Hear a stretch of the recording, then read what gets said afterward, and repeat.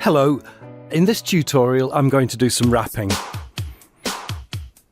Well, not that kind of wrapping, or that. It's text wrapping. And this is something to do with the way that Microsoft Word and pictures work together. I'm just going to put some text into Microsoft Word here that I've just got off the internet and paste that into place like that. And I'm going to open up my browser. There it is. And I'm going to select up here images because that's what I'm looking for. And then when I put my search in here, it will only bring up images and not all the other stuff as well. So that helps me refine it. And I'm going to put clip art into here and then press go. And it's searching for clip art. Great. Lots of stuff coming up. I just want a simple picture. I'm going to take this bee here. So I'm clicking on that and it kind of makes a feature of it in the middle here and then shows me some things I can do with it. And one of the ones I can do is view the image, and this will just put the image on its own. So I see exactly what I'm going to get, the size it's going to be, excuse the pun, and I can right click on that, and when I right click on it I have various options coming up in the context menu. One is copy picture, one is copy.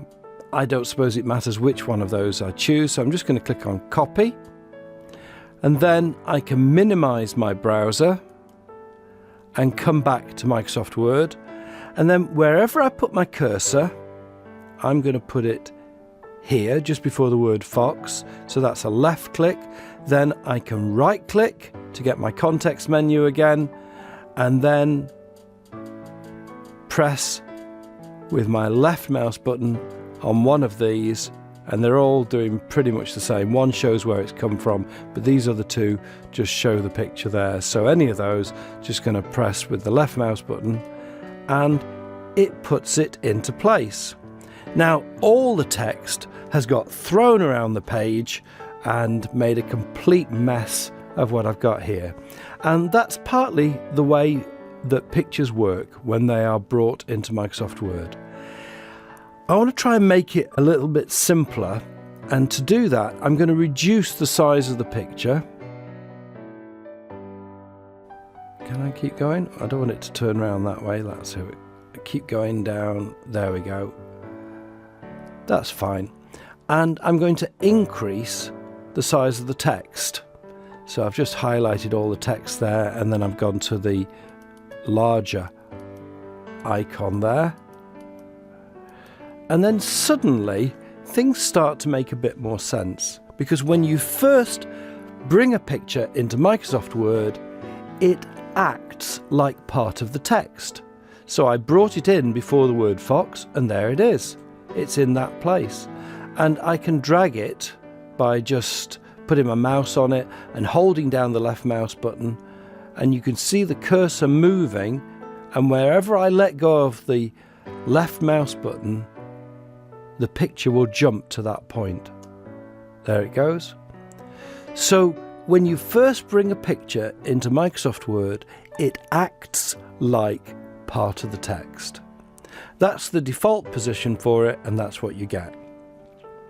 Now, when you right click on a picture, you get the context menu and you get lots of options. One of the options, and the one I just want to talk about for a few minutes here, is wrap text. And this changes the way that the text works around the picture.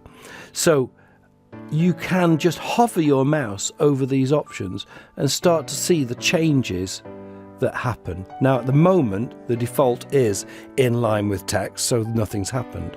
When I do square, the text does jump slightly, and I'm going to click on this and then just move the B around a little bit to show you what happens.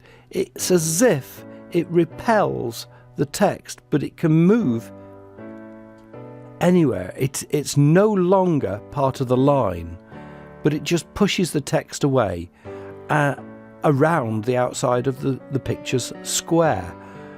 And so that's when I right click again and go to text wrap, that is square. Tight just tries to do that a little bit closer, and probably the more interesting ones that you can start to play with are in front of the text.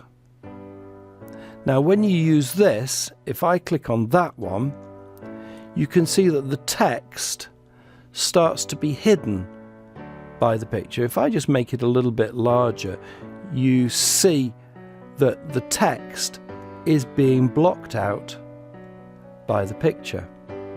You can do some interesting things with this. For instance, up at the top, you have this Picture Tools option here. If you click on that, you can do lots of things with the picture, and you'll probably enjoy experimenting with some of these. I'll just hover my mouse over some of these, and you can see various things happening to the picture as I move it along this trail of things. You can play with that to your heart's content, but what I'm talking about at the moment is the way the text acts around the picture.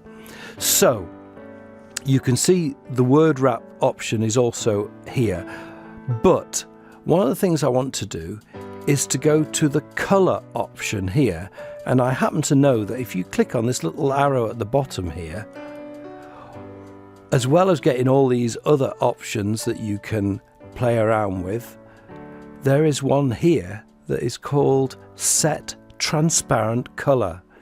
This is a really nice little feature. When I click on that and then click on the picture, I can choose any part of the picture, any color, to make it transparent.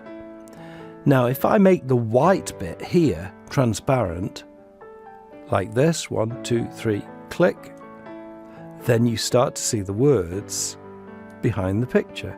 And that could be useful to set the picture really close into the words like this, so that actually you're showing everything, but it's not obstructed by the white of the picture.